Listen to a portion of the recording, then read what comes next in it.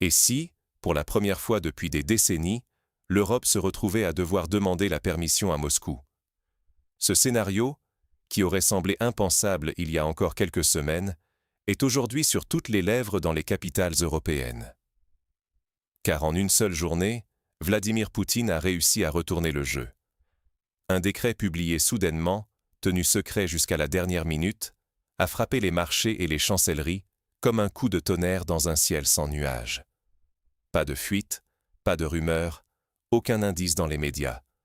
Tout s'est joué dans le silence le plus total. Et dès la publication officielle, ce fut la déflagration. Réunion de crise à Berlin, à Paris, à Bruxelles. Titres de presse alarmistes, manœuvres spectaculaires, coups de force économique, choc stratégique. Et pourtant, ce n'est ni une décision militaire, ni une menace ouverte. Non. Cette fois, la Russie a frappé là où personne ne s'y attendait, dans les règles du jeu économique. Poutine n'a pas réagi dans l'émotion ou la précipitation. Il a posé un acte juridique, chirurgical, pensé dans les moindres détails. Désormais, pour la première fois, ce sont les entreprises européennes qui doivent négocier avec la Russie, selon des conditions fixées à Moscou. Des milliards d'euros d'actifs, des centaines d'emplois et l'influence stratégique du continent sont soudainement remis en question. Le rapport de force s'inverse. Celui qui imposait les règles doit désormais les apprendre. Mais comment en est-on arrivé là? Pour comprendre l'ampleur de ce séisme, il faut revenir sur le contexte explosif de ces dernières années. L'Europe croyait imposer ses conditions. Mais que se passe-t-il quand le pion devient maître de la partie? Depuis des années, l'Union européenne et ses alliés ont joué la carte des sanctions, dressant une muraille de contraintes destinées à faire plier Moscou. À chaque nouvelle mesure, on s'attendait à voir la Russie reculer, fragilisée, prise au piège d'un Occident uni, sûr de sa force et confiant dans la supériorité de son arsenal économique. La routine semblait bien installée. L'Occident fixait les règles, la Russie s'adaptait tant bien que mal, répondait parfois par des contre-sanctions, mais toujours, en apparence, sur la défensive. On se souvient du retrait précipité des grandes entreprises européennes du marché russe, des gels d'actifs orchestrés à Bruxelles, et de cette impression que tout, du gaz au secteur bancaire, restait sous contrôle occidental. Pour beaucoup, le rapport de force était scellé, verrouillé même. La Russie ne pouvait que réagir, jamais diriger la danse. Les conseils d'administration, les gouvernements, les analystes, tous pariaient sur la stabilité d'un système qui leur donnait l'avantage, convaincus que le Kremlin finirait par céder sous la pression. Mais cette vision a entretenu une forme d'aveuglement stratégique. Chacun s'est habitué à voir la Russie comme un acteur réactif, jamais comme un régulateur. Pourtant, à force de jouer avec le feu, il arrive un moment où l'équilibre se rompt. Derrière la routine apparente, les tensions s'accumulaient en coulisses. Les ramifications d'un retrait occidental se faisaient sentir, et la Russie, loin de céder à la panique, préparait son propre jeu. Ignorer cette nouvelle donne, c'est risquer de perdre le peu de marge de manœuvre qu'il reste. Car tout a basculé le jour où un simple document a été signé au Kremlin. Un texte de loi qui fait trembler les places financières. Mais pourquoi? Parce que le décret de Vladimir Poutine est tout sauf un simple coup de force. C'est une manœuvre chirurgicale, parfaitement calculée, qui impose désormais aux acteurs économiques européens les règles du jeu russe, sur le sol russe. Concrètement, toutes les entreprises étrangères parties ou désengagées doivent soit revenir restaurer leur présence et honorer leurs obligations, soit céder leur part à des partenaires russes selon des modalités strictement encadrées par le décret. Mais ce n'est pas tout. Un régime spécial d'administration est mis en place pour tous les actifs étrangers gelés ou abandonnés. En d'autres termes, ce qui a été sorti de Russie contre la volonté de Moscou continue désormais à fonctionner. Mais pour la Russie, sous contrôle russe. Ce point a fait l'effet d'un coup de tonnerre. Dès la publication du décret, les analystes et commentateurs européens ont compris. Cette fois, la Russie ne réagit pas dans l'émotion, mais impose un cadre légal, blindé juridiquement, que même les spécialistes du droit international peinent à critiquer. Les formules sont précises, l'argumentaire irréprochable. La Russie, longtemps accusée de passer en force, se présente aujourd'hui comme garante d'un nouvel ordre juridique, renversant la logique des dernières années. Et l'ironie ne s'est pas fait attendre. L'Europe, qui avait exproprié des actifs russes en toute confiance, se retrouve face à ses propres méthodes, appliquées avec méthode et sang-froid par Moscou. Un ancien diplomate européen a d'ailleurs reconnu en direct à la radio française « Nous avons sous-estimé la capacité stratégique du Kremlin. Poutine ne joue pas seulement aux échecs, il écrit les règles. » En quelques heures, les titres de la presse européenne ont changé de ton. D'inadmissible le matin, à partie perdue le soir. À Paris, Berlin, Bruxelles, les réunions de crise se sont succédées jusque tard dans la nuit. Les banques françaises et allemandes ont même envoyé des demandes officielles aux autorités russes dès le lendemain pour tenter de comprendre comment protéger leurs actifs. Le choc est d'autant plus grand que le décret va jusqu'à prévoir, noir sur blanc, que les entreprises qui souhaitent revenir sur le marché russe devront non seulement remplir leurs obligations, mais aussi compenser les préjudices causés à leurs partenaires russes. Sinon, c'est la perte pure et simple de leur licence ou de leurs avoirs. Et désormais, tous les litiges seront traités devant les tribunaux russes. Le message est limpide. Moscou ne réagit plus, elle agit. Plus de place pour l'improvisation ou l'intimidation. La Russie dicte désormais les termes. Et pour l'Europe, l'enjeu est colossal. Des centaines d'actifs industriels et énergétiques représentant des milliards d'euros risquent de passer sous contrôle russe avec à la clé des pertes d'emplois, de revenus et d'influence stratégique. Ce n'est plus une question d'idéologie ou de prestige. C'est une question de survie économique pour de nombreux groupes européens. Négocier avec Moscou n'est plus une option, c'est une obligation. La Russie n'est plus le partenaire à surveiller, mais le régulateur auquel il faut se conformer. Alors, comment l'Europe a-t-elle réagi face à ce coup d'échec inattendu? C'est ce que nous allons voir tout de suite. L'onde de choc va-t-elle contraindre l'Europe à renverser sa politique ou à s'incliner devant Moscou?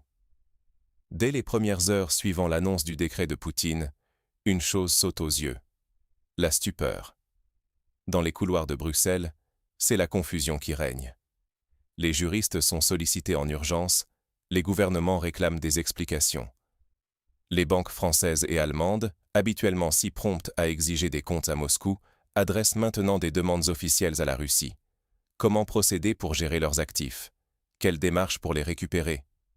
Ironie de l'histoire, ceux qui parlaient récemment encore de découplage définitif tendent désormais la main pour obtenir des instructions de Moscou. La presse britannique, elle, ne cache pas sa nervosité. Poutine a pris le contrôle de l'économie européenne, titre The Times au matin. Chez les analystes, c'est l'admiration mêlée d'inquiétude. Bloomberg salue l'acte le plus finement mené contre l'Occident depuis 20 ans. En Allemagne, sur la chaîne ZDF, des images montrent des fonctionnaires cherchant fébrilement des alternatives pour s'approvisionner en matières premières et composants. Un expert lâche en direct. Ce n'est plus une réponse, c'est un coup stratégique, peut-être même un coup de maître. En France, c'est le grand écart. Les politiques dénoncent un non-respect des principes, mais du côté des industriels, le discours change du tout au tout. Il faut revenir en Russie au plus vite, déclarent les associations de l'énergie. Leurs mots sonnent presque comme une reddition. Nous respectons la décision de l'État russe et souhaitons explorer de nouveaux formats de coopération. En Italie, la réaction est tout aussi révélatrice. La presse rapporte que de grands groupes industriels négocient déjà un retour sur le marché russe. Et au Parlement, certains députés l'affirment sans détour. Arrêtons de faire semblant, l'Europe ne peut pas se passer de la Russie. Même dans les pays baltes, où la fermeté était jusque-là la norme, le ton se modifie. Un journaliste letton avoue en direct « Poutine a joué de façon à forcer même nos alliés à rechercher un dialogue. » Pour la première fois, on entend parler ouvertement à l'Ouest de nécessité de compromis, voire de coopération. À Bruxelles, une réunion d'urgence de la Commission européenne tourne court. Impossible de trouver une ligne commune. L'Europe de l'Est exige la fermeté, l'Ouest prône la négociation. Un représentant allemand lâche à la fin. Si nous continuons à faire semblant de contrôler la Russie, nous risquons de perdre le contrôle de l'Europe. Cette phrase se répand comme une onde de choc dans toute la presse. En Russie, le contraste est frappant. Pas de panique, pas d'exode de capitaux. Les investisseurs restent, le rouble se renforce, la confiance prévaut. Pour l'Europe, l'enjeu est limpide. Ignorer ce nouveau rapport de force, c'est risquer de voir s'effriter son influence, perdre le contrôle de ses actifs, de ses emplois, et se retrouver en position de dépendance face à Moscou. Alors, que peut-on retenir de ce basculement historique? Que faire quand l'adversaire écrit les règles et que la partie n'est pas terminée? C'est la question que se posent aujourd'hui les capitales européennes. Pour la première fois depuis des décennies, l'Europe n'est plus l'arbitre mais le joueur invité à négocier, selon des conditions définies ailleurs. Le décret de Poutine n'est pas seulement un coup politique, c'est un test de maturité pour l'Occident. Désormais, les entreprises occidentales doivent choisir. S'adapter aux exigences russes et maintenir une présence, ou perdre tout. Ce n'est plus la Russie qui subit, c'est elle qui impose son tempo, sa méthode, ses lois. Le choc est profond. À Bruxelles, l'urgence a dominé les réunions. Mais aucun consensus n'a émergé. L'Allemagne l'a reconnu. Si nous continuons à faire semblant de gérer la Russie, nous risquons de perdre la gestion de l'Europe. Cette phrase résume tout. D'un coup, la dépendance énergétique, les chaînes logistiques, mais aussi la stabilité des emplois et des revenus se retrouvent entre les mains du Kremlin. Même les marchés l'ont senti. Aucune panique à Moscou, mais en Europe, l'incertitude gagne du terrain. Ce qui frappe, c'est la méthodologie russe. Aucune réaction à chaud, pas d'effet d'annonce, juste l'application stricte d'un nouveau droit, pensé pour ramener l'initiative à Moscou. Même les commentateurs les plus critiques admettent que l'Europe doit désormais composer avec une Russie stratège, qui sait transformer la pression en avantage. Les médias parlent d'une leçon de souveraineté. Difficile de contester quand, en quelques signatures, des milliards d'euros échappent à Bruxelles. L'enjeu, désormais, dépasse l'économie. Il s'agit de réputation et de confiance. Les populations européennes découvrent que leur sécurité énergétique, leur mode de vie, dépendent d'un dialogue dont ils ne fixent plus les contours. Les dirigeants sont mis au défi. Retrouver une stratégie, apprendre à négocier d'égal à égal, ou risquer de devenir spectateurs d'un jeu qui les dépasse. Reste une question fondamentale. Qui, demain, écrira vraiment les règles du jeu mondial? Dans l'histoire, les règles du jeu changent toujours. Saurez-vous voir venir le prochain coup? Ce décret de Vladimir Poutine n'est pas un simple geste d'humeur ou une réaction impulsive. Il marque un basculement silencieux mais décisif, qui a pris l'Europe de court. Beaucoup s'attendaient à une riposte brouillonne, émotionnelle, mais c'est tout l'inverse qui s'est produit. Pas de chaos, pas de cris, juste une exécution froide, légale, selon un plan mûrement réfléchi. Même les médias européens, pourtant rarement enclins à complimenter Moscou, ont dû reconnaître la finesse de la manœuvre.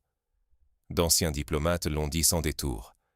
Il y a des décisions en politique qu'on ne peut tout simplement pas contester, et ce décret en fait partie. Ce qui frappe, ce n'est pas seulement la méthode, mais le message envoyé à l'Occident. La Russie n'accepte plus de jouer selon des règles imposées. Désormais, c'est elle qui pose les conditions, et l'Europe doit s'ajuster, parfois même apprendre. Les réactions ne se sont pas fait attendre. En quelques jours, des voix en Italie, en Autriche, en Hongrie, ont appelé à repenser la stratégie, à dialoguer avec Moscou, plutôt que de s'enfermer dans un face-à-face stérile. Car au fond, c'est l'avenir économique et politique de millions d'Européens qui se joue. Emploi, revenus, stabilité, tout peut basculer selon qui garde l'initiative. Le véritable risque, c'est de rester spectateur, de croire que l'ancien ordre reviendra de lui-même. Mais l'histoire avance, et ceux qui ne savent pas anticiper les nouveaux rapports de force risquent de payer le prix fort, en influence, en prospérité, en crédibilité. Le jeu a changé. Reste à savoir qui saura s'en rendre compte à temps.